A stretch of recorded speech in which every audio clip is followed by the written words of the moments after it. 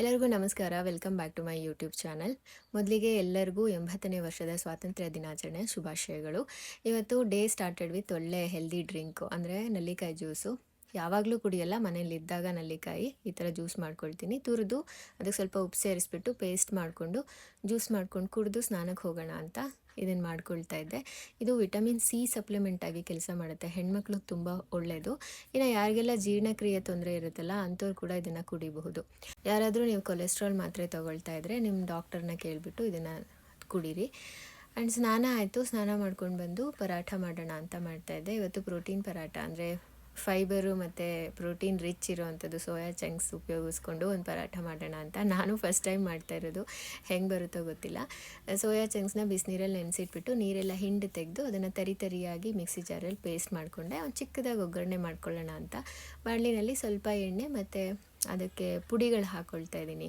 ಜೀರಿಗೆ ಸೇರಿಸ್ಬಿಟ್ಟು ಸ್ವಲ್ಪ ಧನಿಯಾ ಪುಡಿ, ಖಾರದ ಪುಡಿ, ಅರಿಶಿನ ಪುಡಿ, ಜೀರಿಗೆ ಪುಡಿ ಮತ್ತು ಉಪ್ಪು ಇಷ್ಟು ಸೇರಿಸಿ ಆಮೇಲೆ ಪೇಸ್ಟ್ ಮಾಡ್ಕೊಂಡಿದ್ನಲ್ಲ ಆ ಸೋಯಾ ಚಂಕ್ಸ್ದು ಅದನ್ನು ಕೂಡ ಸೇರಿಸ್ಕೊಂಡು ಸ್ವಲ್ಪ ಒಂದು 2 ನಿಮಿಷ ಅದನ್ನು ಚೆನ್ನಾಗಿ ಫ್ರೈ ಮಾಡ್ಕೊಳ್ಬೇಕಷ್ಟೇ.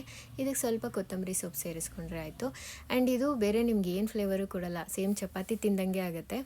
ನೀವು ಯಾರಾದರೂ ಆಲೂಗೆಡ್ಡೆ ಜೊತೆ ಇದನ್ನು ಸೇರಿಸ್ಕೊಳ್ಳೋದಾದರೂ ಸೇರಿಸ್ಕೊಂಡು ಮಾಡ್ಕೊಳ್ಬೋದು, ಅಥವಾ ಗೋಬಿ ಪರಾಠ ಮಾಡ್ತಾರಲ್ವ ಅದ್ರ ಜೊತೆ ಕೂಡ ಮಿಕ್ಸ್ ಮಾಡ್ಕೊಳ್ಬೋದು ಸೋಯಾ ಚಂಕ್ಸು. ಇದು ಸುಮ್ಮನೆ ಫೈಬರ್ ರಿಚ್ ಇರುತ್ತೆ ಅಂತ ಅಂದ್ಬಿಟ್ಟು ನಾನು ಇವತ್ತು ಇದನ್ನು ಉಪಯೋಗಿಸ್ಕೊಂಡು ಮಾಡ್ತಾಯಿದ್ದೀನಿ. ಫಸ್ಟ್ ಟೈಮ್ ಟ್ರೈ ಮಾಡ್ತಾ ಇರೋದು ನಾನು ಕೂಡ ಸೋಯಾ ಚಂಕ್ಸ್ ಪರಾಠ. ನೋಡೋಣ ಹೇಗೆ ಬರುತ್ತೆ ಅಂತ ಅಂದ್ಬಿಟ್ಟು ಇನ್ನು ಇದು ಮಾಡಿಟ್ಟು ಸ್ವಲ್ಪ ಬೆಂಡೆಕಾಯಿ ಇತ್ತು, ಅದನ್ನು ಫ್ರೈ ಮಾಡ್ಕೊಳ್ಳೋಣ ಅಂತ ಮಾಡ್ತಾಯಿದ್ದೆ. ತವಾ ಫ್ರೈ ಮಾಡ್ತಾಯಿದ್ದೀನಿ. ಈ ತವಾ ಫ್ರೈ ಏನು ಗೊತ್ತಾ, ಫುಲ್ಕಾ ಜೊತೆ ತುಂಬ ಟೇಸ್ಟಿಯಾಗಿರುತ್ತೆ. ಇದಕ್ಕೆ ಸ್ವಲ್ಪ ಎಣ್ಣೆ, ಬೆಳ್ಳುಳ್ಳಿ ಚಿಕ್ಕದಾಗಿ ಕಟ್ ಮಾಡ್ಕೊಂಡಿರೋದು ಮತ್ತು ಖಾರದ ಪುಡಿ, ಧನಿಯಾ ಪುಡಿ, ಜೀರಿಗೆ ಪುಡಿ, ಅರಿಶಿನ, ಉಪ್ಪು ಇಷ್ಟೂ ಎಣ್ಣೆಗೆ ಹಾಕಿ ಫಸ್ಟು ಇದನ್ನು ಫ್ರೈ ಮಾಡ್ಕೊಳ್ತಿದ್ದೀನಿ. ಯಾಕಂದರೆ ಇದು ಬೆಂಡೆಕಾಯಿದ ಮೇಲೆ ಹಾಕಿದ್ರೆ ಅದು ಸರಿಯಾಗಿ ಮಿಕ್ಸ್ ಆಗೋಲ್ಲ ಬೆಂಡೆಕಾಯಿ ಜೊತೆ, ಅದರಲ್ಲಿ ಸ್ವಲ್ಪ ಲೋಳೆ ಇರುತ್ತಲ್ವ ಅದಕ್ಕೆ. ಸೊ ಮೊದಲೇ ಎಣ್ಣೆಗೆ ಸೇರಿಸ್ಕೊಂಡು ನಂತರ ಚಿಕ್ಕದಾಗಿ ಕಟ್ ಮಾಡ್ಕೊಂಡಿರೋಂಥ ಬೆಂಡೆಕಾಯಿನ ಸೇರಿಸ್ಕೊಂಡು ಚೆನ್ನಾಗಿ ಫ್ರೈ ಮಾಡಬೇಕು. ಇದನ್ನು ಲಾಸ್ಟಿಗೆ ಸ್ವಲ್ಪ ಕೊತ್ತಂಬರಿ ಸೊಪ್ಪು ಸೇರಿಸ್ಕೊಂಡ್ರೆ ಆಯಿತು. ದಯವಿಟ್ಟು ಕಾಯಿ ಸೇರಿಸ್ಬೇಡಿ, ತವಾ ಫ್ರೈ ಫ್ಲೇವರ್ ಹೊಟ್ಟೋಗ್ಬಿಡುತ್ತೆ ಬೆಂಡೆಕಾಯ್ದು. ಸೊ ಇದು ಫುಲ್ಕಾ ಜೊತೆ ಟ್ರೈ ಮಾಡಿ ನೀವು ಯಾರಾದರೂ ತಿನ್ನೋದಾದರೆ. ನಾನು ಇವತ್ತು ಪರಾಟ ಜೊತೆ ಮಾಡ್ತಾಯಿದ್ದೀನಿ, ಯಾಕಂದರೆ ಬೆಂಡೆಕಾಯಿ ಇತ್ತಲ್ವ, ಸೊ ಮಾಡೋಣ ಅಂತ ತರಕಾರಿ ಏನಾದರೂ ಮಾಡ್ಕೊಳ್ಳೋಣ ಅಂತ ಮಾಡಿದೆ. ಇದನ್ನು ಚೆನ್ನಾಗಿ ಫ್ರೈ ಮಾಡಿದೆ. ನೋಡಿ ಈ ಥರ ಆಗುತ್ತೆ.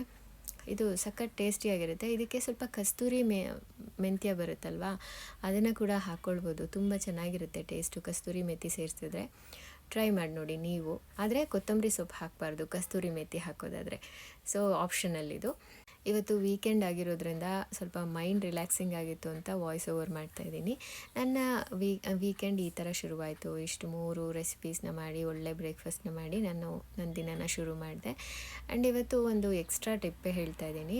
ಈ ಪರಾಠ ಮಾಡಬೇಕಾದ್ರೆ ನಾವು ಸ್ಟಫಿಂಗ್ ಫಿಲ್ ಮಾಡ್ತೀವಲ್ವಾ, ಆ ಸ್ಟಫಿಂಗ್ನ ಉಂಡೆಯಾಗಿ ಇಟ್ಕೊಳ್ಬಾರ್ದು. ಇಡೋವಾಗ ಅದನ್ನು ಈವನ್ನಾಗಿ ಸ್ಪ್ರೆಡ್ ಮಾಡಿಬಿಟ್ಟು ನಂತರ ಫೋಲ್ಡ್ ಮಾಡಿಕೊಂಡ್ರೆ ಆ ಸ್ಟಫಿಂಗು ಹೊರಗಡೆಗೆ ಬರಲ್ಲ ಹೆಚ್ಚು, ಆಯಿತಾ. ನೋಡಿ ನಾನಿಲ್ಲಿ ಈ ಥರ ಹಾಕಿದೆ, ಆದರೆ ಸ್ವಲ್ಪ ಹೊರಗಡೆಗೆ ಬಂತು. ನೀವು ಹಾಕೋವಾಗ ಮತ್ತೊಂದಷ್ಟು ಈವನ್ನಾಗಿ ಸ್ಪ್ರೆಡ್ ಮಾಡಿಬಿಟ್ಟು ಫೋಲ್ಡ್ ಮಾಡಿದರೆ ಅದು ಆ ಥರ ಹೊರಗಡೆಗೆ ಬರಲ್ಲ ಲಟ್ಟಿಸ್ಬೇಕಾದ್ರೆ. ಸೊ ಇದು ಟಿಪ್ಪು ಪರಾಠ ಮಾಡಬೇಕಾದ್ರೆ. ಆ್ಯಂಡ್ ನನಗಿದು ಯಾರು ಹೇಳಿದ್ದಲ್ಲ, ನಾನು ಮಾಡಬೇಕಾದ್ರೆ ನನಗಿದು ಅನುಭವ ಆಗಿದ್ದು ಅಷ್ಟೇನೆ. ಸೊ ಇಷ್ಟು ಇವತ್ತಿನ ಬೆಳಗಿನ ದಿನಚರಿಯಾಗಿತ್ತು.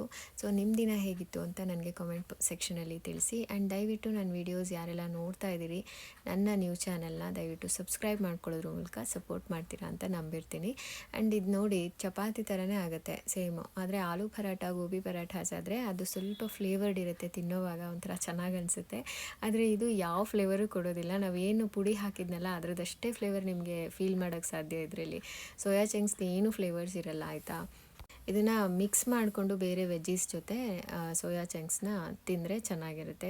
ಇದೊಂಥರ source of protein and fibre ಅಲ್ವಾ ಸೋಯಾ ಚಂಕ್ಸು, ಹಾಗಾಗಿ ಇದನ್ನು ಬೆಳಗ್ಗೆನೇ ತಿಂಡಿಗೆ ಮಾಡಿದೆ. ಸೊ ಈ ಥರ ಸಿಂಪಲ್ ರೆಸಿಪೀಸ್ ನೀವು ಬೆಳಗ್ಗೆ ಹೊತ್ತು ಟ್ರೈ ಮಾಡಿ ನೋಡಿ. And thanks for watching my video. Happy weekend.